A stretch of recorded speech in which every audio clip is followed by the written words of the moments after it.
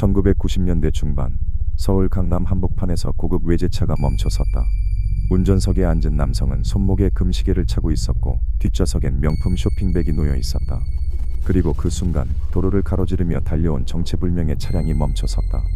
문이 열리자 20대 초반으로 보이는 남성 둘이 뛰어내렸고 그들은 망설임 없이 흉기를 꺼내 들었다. 단 10초 만에 남성은 끌려나왔고 외제차는 두 남성에 의해 그대로 사라졌다. 이것은 단순한 강도 사건이 아니었다. 수도권 전역에서 유사한 사건이 반복되고 있었고 피해자는 부유해 보이는 일반 시민들이었다. 납치, 폭행, 금품 갈취, 그리고 그 중심엔 언제나 20대 남성 여러 명이 함께 있었다.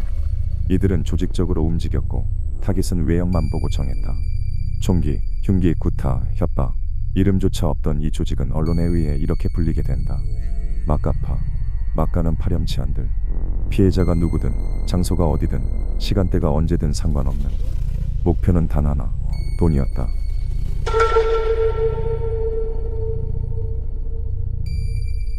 막가파라는 이름은 원래부터 존재한 조직 명칭이 아니었다. 그들이 자신을 그렇게 부른 적도 없었고 수사기관이 공식적으로 명명한 것도 아니었다. 이 명칭은 언론이 만들어낸 것이었다. 사건이 연달아 발생하면서 당시 신문과 뉴스 보도는 이들을 막가는 파렴치한들이라고 묘사했다. 이 표현은 곧 줄여서 막가파로 불리게 되었고 마치 하나의 범죄 브랜드처럼 전국에 알려지게 된다. 법원 판결문과 수사기록에서도 막가파라는 단어는 그대로 사용됐고 결국 이 이름은 한국 강력범죄 역사의 하나의 상징처럼 남게 된다. 막가파의 활동 시점은 1990년대 중반. IMF 외환위기 직전 한국 사회는 급격한 물질적 변화를 겪고 있었다. 강남 재건축, 외제차품, 명품 소비가 도시를 휩쓸었고 이 과정에서 돈이 있는 사람과 없는 사람 사이의 간극은 날로 커지고 있었다. 청년 실업률도 높았고 빠르게 변화하는 도시 속에서 방향을 잃은 젊은이들은 갈 곳을 잃어갔다. 이런 시대 분위기 속에서 막가파는 탄생했다. 이 조직은 특정한 본거지나 계보, 정치적 목적을 가진 전통적 범죄 조직과는 달랐다. 이들은 대부분 20대 초반의 청년들이었고 출신도 다양했고 범죄 경력도 제각각이었다.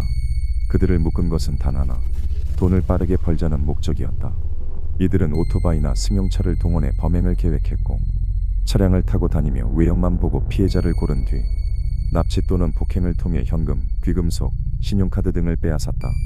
당시 수사기록에 따르면 이들은 대체로 4에서 6명 단위로 움직였고 역할 분담은 매우 철저했다.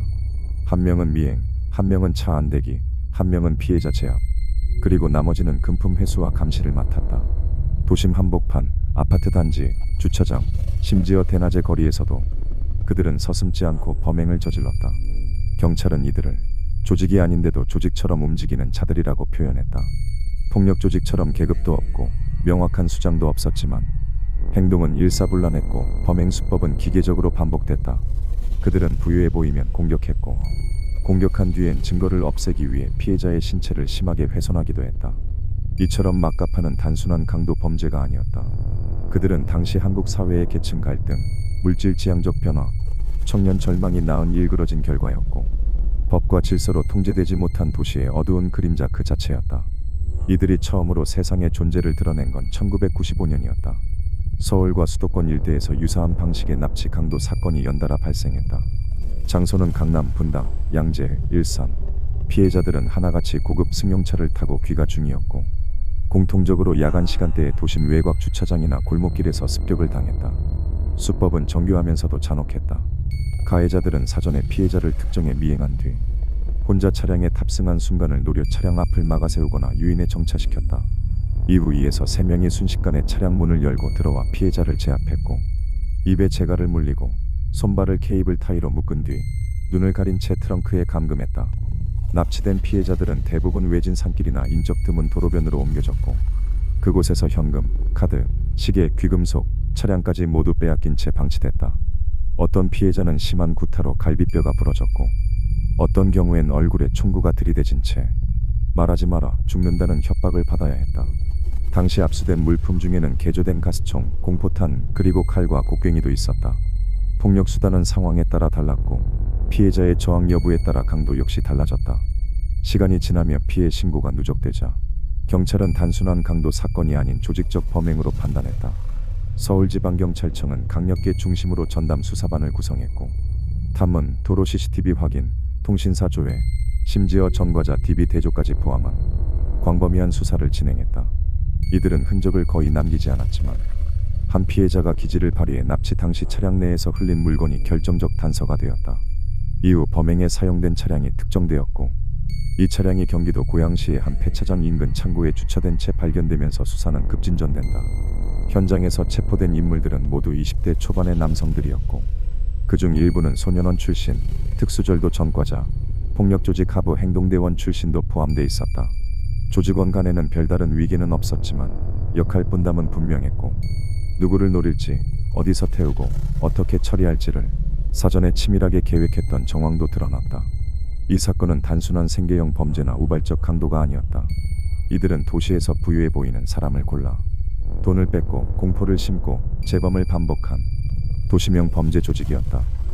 경찰은 이들을 단순 강도가 아닌 조직범죄 집단으로 규정하고 관련자 전원을 강도상해 강도살인 미수 불법 총기 소지 등의 혐의로 기소했다. 법원은 이들에게 징역 15년에서 무기징역까지 선고했고 그들의 이름은 막가파라는 단어와 함께 범죄사의 길이 남게 된다. 이 사건이 한국 사회에 남긴 충격은 단순한 범죄 그 이상의 것이었다. 1990년대는 IMF 외환위기 전야였고 고속 성장과 빈부 격차, 청년 실업, 도시 소외가 겹치는 복합적인 불안의 시대였다. 막가파 조직은 이런 시대적 균열 속에서 등장했다. 돈이 전부였고 겁이 없었고 피해자는 낯선 사람이면 충분했다.